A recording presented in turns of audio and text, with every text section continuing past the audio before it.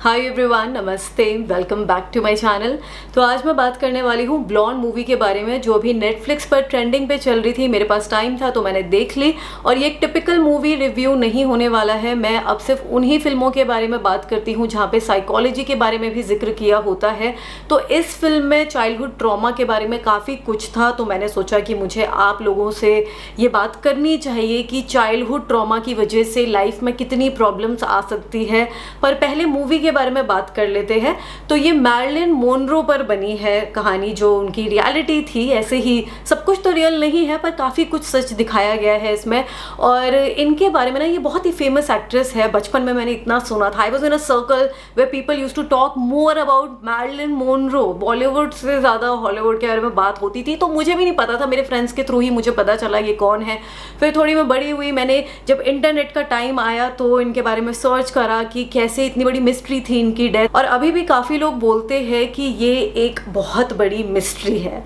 खैर, जो भी है, जो इस फिल्म में दिखाया गया या जो मैंने पढ़ा उनके बारे में, तो जो भी चीज़ें उनकी लाइफ में हुई, that was a result of childhood trauma. तो मैं पहले ही बता रही हूँ, क्योंकि आगे मैं चाइल्डहुड ट्रॉमा के बारे में बात करूंगी मूवी के पार्ट्स इंक्लूड करके। तो फिल्म ओवरऑल एवरेज लगी मुझे। अगर आपको मैरिलिन मोनरो पसंद है तो आपका इंटरेस्ट भी आएगा ये फिल्म देखने में, या अगर आपको भी ऐसा कुछ साइकोलॉजिकल ड्रामा देखना पसंद है तो ही फिल्म आपको ये ठीक लगेगी। एक्टिंग सबने बहुत ही अच्छी करी है। आना ने तो बहुत ज़्यादा अच्छी एक्टिंग करी है।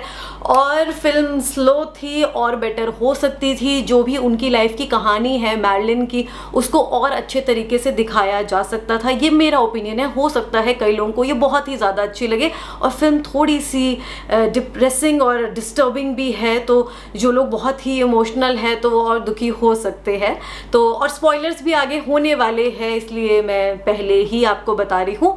तो चलिए अब पूरा डिटेल में बात करते हैं। देखिए, जितने भी लोग हैं ना, उनमें से बहुत सारे लोग, मैं तो बोलती हूँ 90% लोगों की जो प्रॉब्लम्स होगी ना, वो चाइल्डहुड ट्रॉमा की वजह से ही होती है। बचपन में कुछ ऐसा हुआ होता है, उनके टीनेज में, उनकी संगत में। और इसमें क्या होता है ना, या तो बच्चा बहुत ही ज़्यादा सेंसिबल हो जाता है, सयाना हो जाता है, जो कि बहुत रेयर है। ज़्यादातर लोग टॉक्सिक हो जाते हैं, दूसरों को अब्यूज़ करने लगते हैं, कुछ ना कुछ प्रॉब्लम उनके रिलेशनशिप में आने लगती है।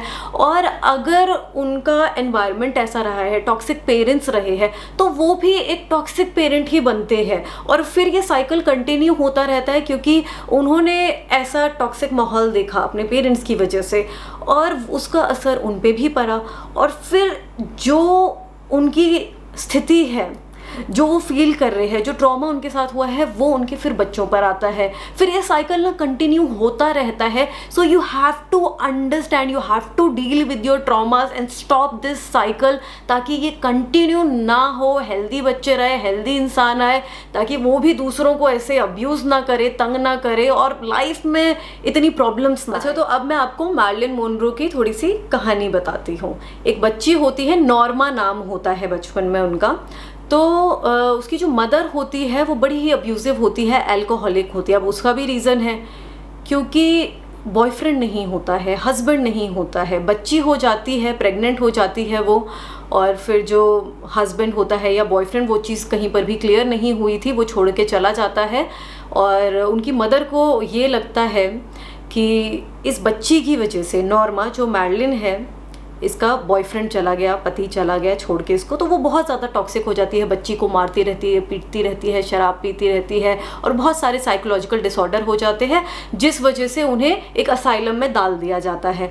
अब बच्ची के पास ना तो माँ है ना बाप है, तो उसके बाद वो बहुत सारे, तकरीबन 10 फॉस्टर केयर में जाती है, कभी किसी के यहाँ, कभी किसी के यहाँ, फिर एक ऑर्फनेज में उनको डाल देते हैं। तो आप सोचिए कि एक बच्चे पर इन सब चीज़ों का कितना असर पड़ेगा, और इन चीज़ों का असर फिर रिलेशनशिप में भी दिखना ही होता है। तो वो बड़ी होती है, फिर 16 साल में ही शादी कर लेती है, क्योंकि एक ना वो केयर की कमी लगने लगती है। और ऐसे ही बच्चे ज़्यादातर अब्यूजिव रिलेशनशिप में आ जाते हैं, जहाँ पर एब्सेंट फादर होते हैं, एब्सेंट मदर होती है, वो केयर, लव, अफेक्शन नहीं मिला होता है। ज़्यादातर यही रीज़न होता है। तो मैं आपको बताती हूँ।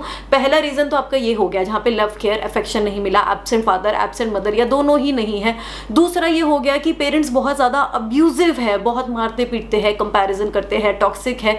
तीसरा रीज़न रीज़न आपका ये हो गया कि बिल्कुल ही इग्नोर करते हैं, नेग्लेक्ट करते हैं, कोई ध्यान ही नहीं देना, बच्चे को कोई बुली कर रहा है, हरासमेंट हो रहा है, किसी ने कुछ कर दिया, पर पेरेंट्स को ध्यान ही नहीं देना, पूछना ही नहीं है। और कई बार ऐसा भी होता है कि बच्चे इतना ज़्यादा डर जाते हैं कि बता ही नहीं पाते हैं, तो वो एक कनेक्शन नहीं बन पाता है और फिर वो बच्चे के मन में रह जाता है और बड़े होकर वो सारी चीज़ें फिर हॉन्ट करने लगती हैं। तो मार्लिन की आप सिचुएशन देखेंगे तो बचपन तो आपने सुन ही लिया कैसा था कि फॉस्टर केयर में रहा, पेरेंट्स नहीं थे और फिर ऑर्फनेज में रही, 16 साल में शादी कर ली, फिर डिवोर्स हो गया और फिर दोबारा शादी हुई तो जो लड़का था वो काफ़ी बड़ा था और अब्यूजिव था और शादी भी इसी वजह से करी कि वो बहुत केयर दिखा रहा था, बोल रहा था that I will protect you from everyone और कोई तुम्हें दिक्कत तकलीफ नहीं आने दूंगा, उस टाइप का केयर दिखा रहा था। और फिर बाद में बहुत हरास करा, मारा पीटा और अब्यूज़ करा, तो डिवोर्स भी फिर हो गया। और दूसरी बार भी, तीसरी बार जब शादी हुई तो उसमें भी ऐसे ही था, वो भी काफ़ी बड़ा था एज में और वहाँ पर ऐसे तो नहीं कि ज़्यादा अब्यूज़ था, ऐसा तो नहीं दिखाया गया है, but that man was not happy with her because she was traumatised. अभी इतनी ज़्यादा प्रॉब्लम हो रही थी and she was in a relationship with many people, many famous people, even with the ex president Kennedy. तो problems life में इतनी सारी आ रही थी, उसका रीज़न आप देखेंगे तो वही था। She died at a very young age, in her 30s।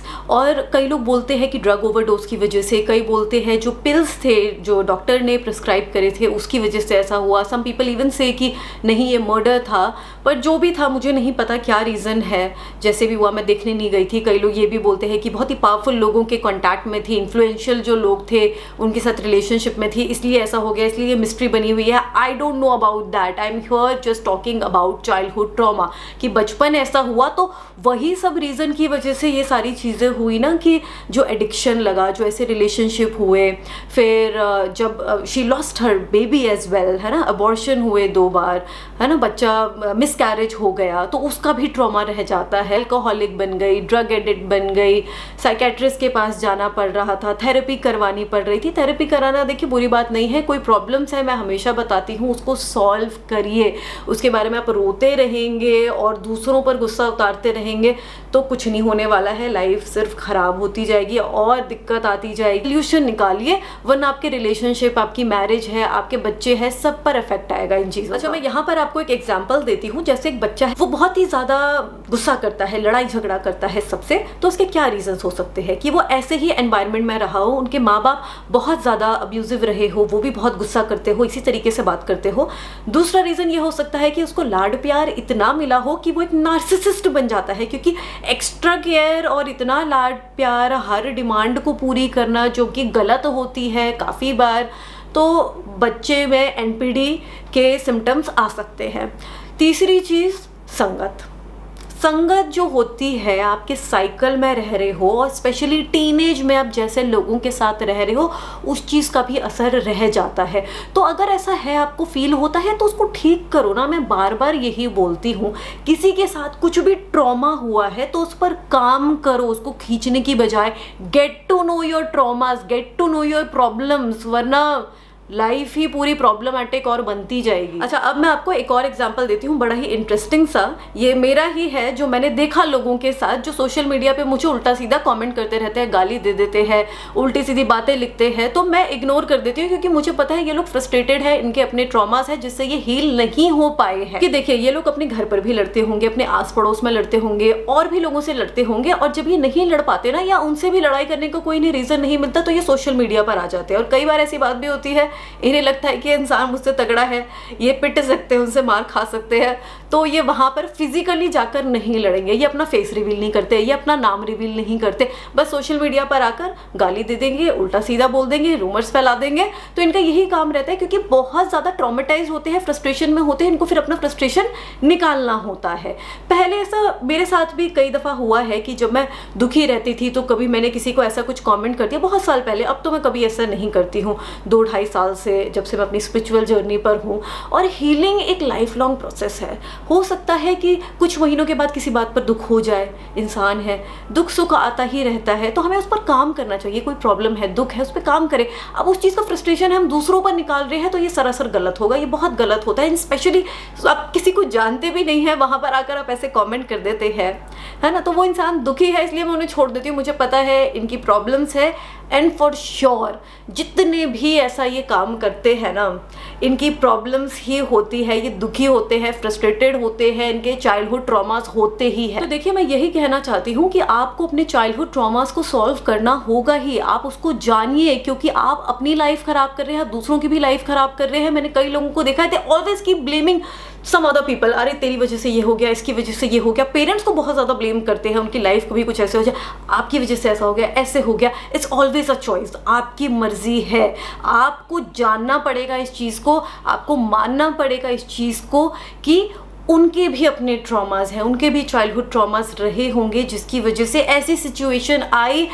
No this and cut it down, cut this toxic cycle. And आप चाहते होगे कि चाइल्डहुड ट्रॉमा को कैसे हील करना है स्टेप बाय स्टेप, तो उस पर भी मैं वीडियो बना दूंगी। मुझे कमेंट सेक्शन में बताना, या आप कोई और भी वीडियो चाहते होगे कि मैं बनाऊं तो वो भी आप बताना। ये वीडियो अच्छी लगी होगी तो इसको लाइक शेयर कर देना, चैनल को सब्सक्राइब करना। सोशल मीडिया पर भी आप मुझे फॉलो कर सकते हैं, उसके लिंक्स नीचे डिस्क्रिप्शन बॉक्स में होंगे। ठीक है, चलिए अब मैं जाती हूँ, अपना ध्यान रखिए, बाय।